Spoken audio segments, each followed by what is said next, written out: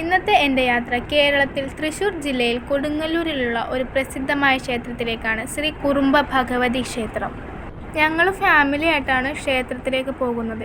ക്ഷേത്രത്തെക്കുറിച്ച് പറയുകയാണെങ്കിൽ കേരളത്തിൻ്റെ രക്ഷയ്ക്കായി പഴശ്ശിരാമൻ 4 ദിക്കുകളിലായി 4 ദേവീക്ഷേത്രങ്ങൾ നിർമ്മിച്ചെന്നാണ് പറയപ്പെടുന്നത്.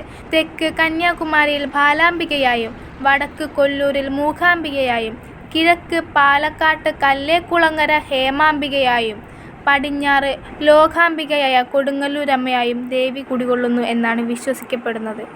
ഹൈന്ദവ ശാക്തേയ വിശ്വാസപ്രകാരം കേരളത്തിൽ ആദ്യമായി ജഗദീശ്വരിയെയും ആദിപരാശക്തിയുമായ ശ്രീ ഭദ്രകാളിയെ പ്രതിഷ്ഠിച്ചത് കൊടുങ്ങല്ലൂരിലാണ്.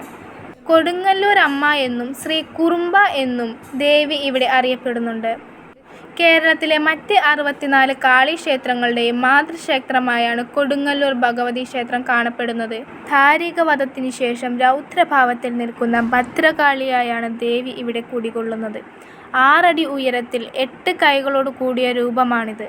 ദേവിയെക്കുറിച്ച് പറയാനാണെങ്കിൽ ഒരുപാട് വിശ്വാസങ്ങളുള്ള ഒരു ദേവീക്ഷേത്രം തന്നെയാണ് കൊടുങ്ങല്ലൂർ ശ്രീ കുറുമ്പ ഭഗവതി ക്ഷേത്രം. ഏത് പ്രതിസന്ധി ഘട്ടത്തിൽ വിളിച്ചാലും കൈവിടാതെ വിളിപ്പുറത്തെത്തുന്ന ദേവി തന്നെയാണ് കൊടുങ്ങല്ലൂരിലമ്മ. അതുകൊണ്ട് തന്നെ എല്ലാവർക്കും കൊടുങ്ങല്ലൂരമ്മയെ ഒരുപാട് വിശ്വാസമാണ്. ക്ഷേത്രത്തെപ്പറ്റിയും ദേവിയെപ്പറ്റിയും കൂടുതൽ അറിയാൻ താല്പര്യമുള്ളവർ കമൻറ്റ് ചെയ്യുക. ഇതാണ് നമ്മുടെ കൊടുങ്ങല്ലൂർ ഭഗവതി ക്ഷേത്രം. 10 ഏക്കർ വിസ്തീർണത്തിനുള്ളിലാണ് കൊടുങ്ങല്ലൂർ ശ്രീ കുറുമ്പ ഭഗവതി ക്ഷേത്രം സ്ഥിതി ചെയ്യുന്നത്.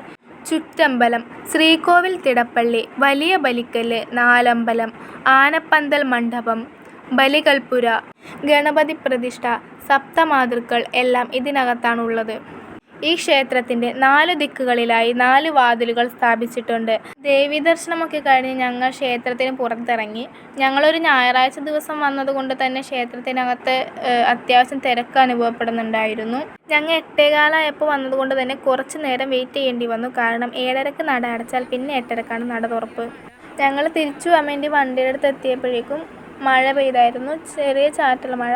അപ്പം ഞാനും അച്ഛനും ഇവിടെ മരത്തിനടിയിൽ തന്നെ നിന്നു. അമ്മ അടുത്തുള്ള ഊട്ടുപുരയുടെ കീഴിലേക്ക് പോയി നിന്നിട്ടുണ്ടായിരുന്നു. പിന്നെ കുറച്ച് കഴിഞ്ഞപ്പോഴേക്കും മഴയുടെ ശക്തി കൂടിയപ്പോൾ ആ ലോട്ടറി എടുക്കാൻ വന്ന ചേട്ടൻ എന്നെയും ചേട്ടനെയും ആദ്യം ഒരു കടയുടെ ഫ്രണ്ടിൽ കൊണ്ടാക്കി തന്നുട്ടെ. പിന്നെ അച്ഛനെയും കൊണ്ടുവന്നാക്കി. മഴ ഒന്ന് കുറഞ്ഞപ്പോഴേക്കും അമ്മയും കൂടി വന്നിട്ടുണ്ടായിരുന്നു. അങ്ങനെ ഞങ്ങൾ അവിടെ തന്നെയുള്ള ഒരു ഹോട്ടലിൽ കയറി മസാല ദോശയൊക്കെ കഴിച്ചു.